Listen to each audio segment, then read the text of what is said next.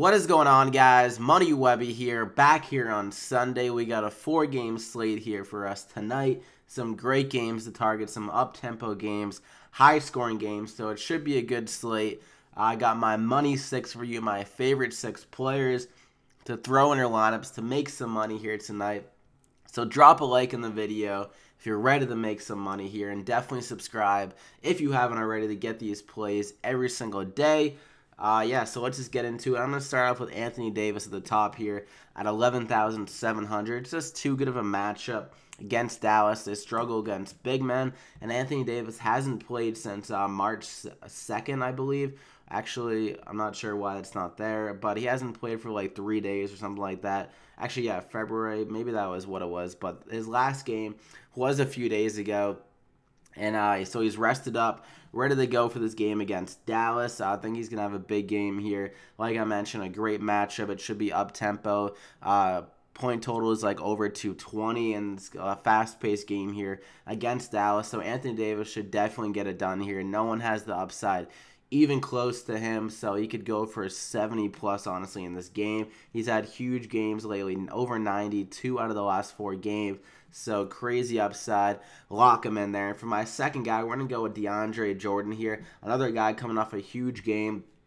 And going against Brooklyn, the matchup is great. He got 55 against New York. Crazy good game there. And against Brooklyn just a couple of days ago, or like 2 weeks ago, I got 44 drafting points, a double-double there. So I think he'll have a similar game to that. A lot of rebounds, some solid points, some alley-oops to him, and maybe some blocks and steals and assists as well. So another game, up-tempo game, and no one really stopped DeAndre Jordan down low. Brooklyn, one of the worst teams against centers in the league, and against DeAndre Jordan, they'll definitely struggle there, so lock him in. And for my third guy, we're going to go with RONDO at 5,800. Going against Dallas, Dennis Smith Jr., he's just not a good defender yet. The rookie really has been struggling against point guards, and he's been allowing a lot of drafting points and fantasy points in general to them. And Rondo, he's finally getting those consistent minutes, over 30 of the last 3 games, and the fantasy points have followed him there with over 40 in 2 out of the last 3. So I think if the coach doesn't get too cute and he keeps Rondo on the court for over 30 minutes, then he can easily return at least 5 times value in this good matchup, up-tempo game like I said. And against Dennis Smith Jr., he can do it. He only got 19 minutes in the first matchup against his team, but he dropped 26 drafting points. So if you kind of expand those minutes out to around 30, which we're expecting, 30-plus, I think he'll be safe for 30-plus drafting points here. So he's probably going to be pretty chalky because everything points to a good game here. But Rondo, lock him in there. We're going to stick with that game like I said. I'm definitely trying to stack up this Dallas-New Orleans game. So at 6,700, Dennis Smith Jr. on the other side of the ball. I love this matchup on both sides. Rondo, another guy that's been struggling with defenses here. And Dennis Smith Jr., 39 drafting points in the 2 games against them. And he's finally getting that big minute load over the last 2 games. They're moving J.J. Barea back to the bench, it looks like. And Dennis Smith Jr., he's their rookie, the guy of the future. They want to give him solid minutes here. So over 30 drafting points the last 2 games. Good to see there. And this game projects out to be a better game for him as well. Some tough defense against Westbrook in that game against OKC, and against Chicago, pretty solid showing, but he didn't fill it up as much as they were looking for. And with JJ Barea getting some less minutes, I think that will help him with some other stats like the assists, maybe some more rebounds and more shots going up. So a good matchup against Rondo, like I mentioned, and he's getting that solid minutes, back over 30-plus. So Dennis Smith Jr., lock him in there, and that's the first 4. And for my 5th guy, we're going to go with another young guy, SKAL, at 4,800.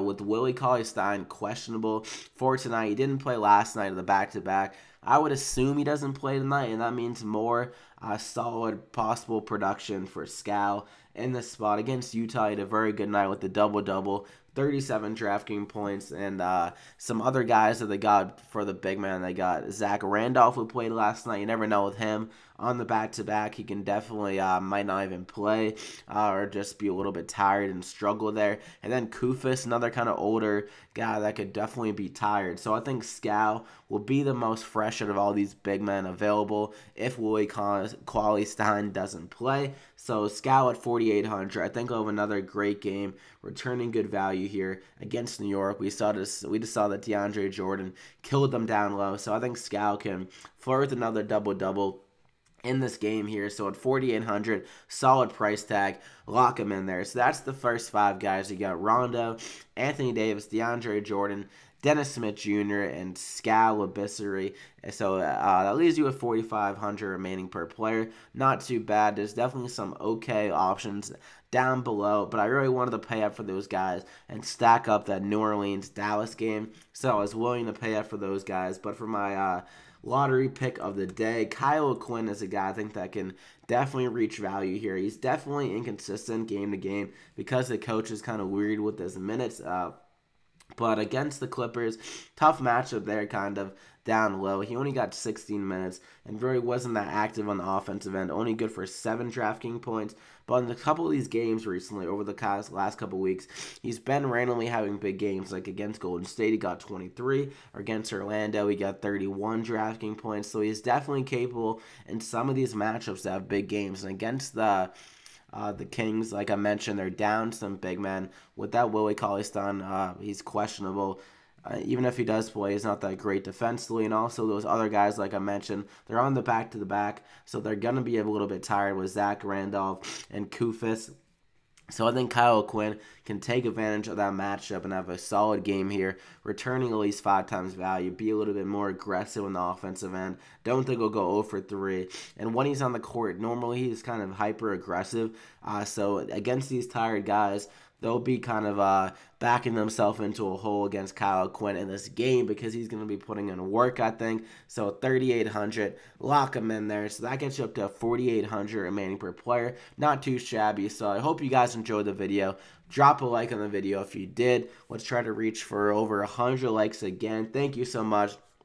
Hopefully we can keep the fire going. We had a solid night on Friday night with my plays. Westbrook, Devin Booker, both went insane. Also, Chris Dunn had a solid game.